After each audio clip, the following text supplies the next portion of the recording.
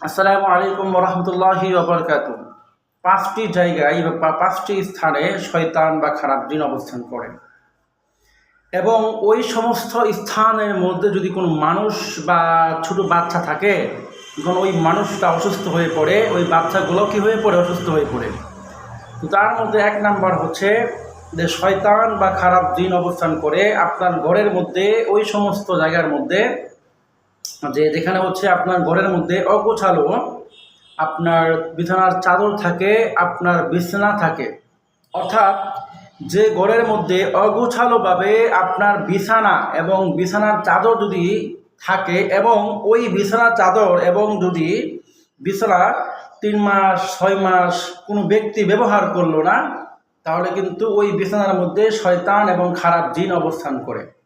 তো আপনি যখন ওই বিছানাটা ধোয়া ছাড়া, পরিষ্কার করা ছাড়া যখন অবস্থান করবেন, থাকবেন, তাহলে কিন্তু ওই জিনের যে একটা খারাপ আসর, খারাপ একটা অভ্যাস, খারাপ হচ্ছে একটা খারাপ যে একটা বিষয়, ওইটা আপনার সন্তান যদি ওই বিছানায় ঘুমায়, আপনি যদি ওইখানে থাকেন, তাহলে কিন্তু ওইটা আপনার অবস্থাটা খারাপ হয়ে যেতে পারে, আপনি অসুস্থ হয়ে যেতে পারেন, আপনার শরীরের মধ্যে খারাপ কিছু বর করতে পারে।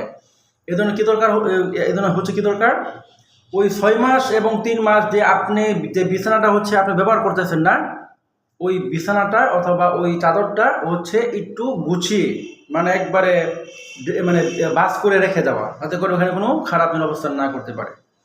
2 নাম্বার হচ্ছে আপনার অগোছালো যে কাপড় চোপড় রয়েছে, অর্থাৎ আমি যে পাঞ্জাবিটা পরতেছি, বা আমি যে টুপিটা পরতেছি, বা আমি যে গেঞ্জি শার্ট প্যান্ট পরতেছেন, ওই শার্ট প্যান্ট কাপড়গুলো যদি আপনি দীর্ঘদিন যাবৎ যদি আপনি ব্যবহার না করেন, তাহলে কিন্তু ওইখানে আপনার খারাপ জিন অবস্থান করে। এবং ওই সমস্ত কাপড় যদি আপনি 6 মাস পরে পরিধান করেন, তাহলে কিন্তু ওই কাপড় পরিধান করার ফলে আপনার শরীরের মধ্যে জিন অবস্থান করতে পারে। এবং ওই কাপড়টা যদি আপনি ব্যবহার করেন, আপনার শরীরের মধ্যে রোগবালাই হতে পারে। এই জন্য এখান থেকে হচ্ছে আমাদের দূরে থাকতে হবে। অর্থাৎ আমরা আমাদের শরীরের কাপড়কে, এবং আমরা যেখানে অবস্থান করতেছি, আমাদের যে বিছানা রয়েছে, ওটাকে সবসময় আমরা পরিষ্কার করে রাখবো, পাক রাখবো। মনে রাখবেন, যেখানে না পাক থাকে ওখানে কিন্তু খারাপ জিন অবস্থান করে।